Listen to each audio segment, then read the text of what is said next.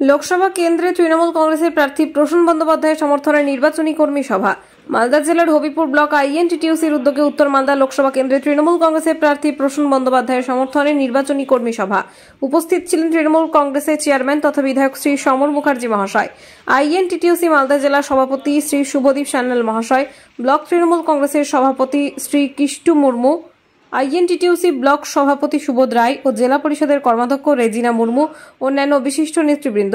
এই সভায় আইএনটিটিইউসি সভাপতি বক্তব্য রাখতে গিয়ে বলেন, এই সাংগঠনিক সভা থেকে আমরা আজ 11টা অঞ্চল মিলে আমাদের প্রার্থী প্রসূন গঙ্গোপাধ্যায়ের হয়ে প্রচার শুরু করলাম।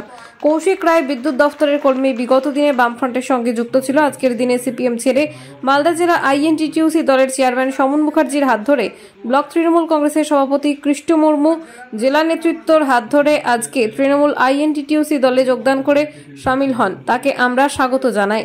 মালদা থেকে বিশ্বজিৎ মণ্ডলের রিপোর্ট।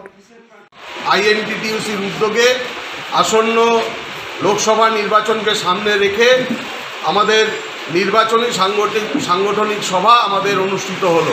আমাদের 11টা অঞ্চলের নেতৃত্ব, কর্মী সমর্থক এবং ব্লক কমিটির নেতৃত্ব, বিভিন্ন ট্রেড ইউনিয়নের নেতৃত্বদেরকে নিয়ে আমরা এখানে আলোচনা করলাম এবং আগামী দিনে আমরা আমাদের প্রার্থী প্রসূন বন্দ্যোপাধ্যায়ের সমর্থনে আমরা বিভিন্ন কর্মসূচি, প্রচার অভিযানে আমরা সামিল হব, সেই বিষয়ে আজকের সভা থেকে সিদ্ধান্ত গ্রহণ করা হলো। এবং আজকের এই সভায় আমরা ধন্যবাদ জানাই কৌশিক রায়, আমাদের বিদ্যুৎ দপ্তরের কর্মী, বিগত দিনে বামপন্থী সংগঠনের সঙ্গে যুক্ত ছিল।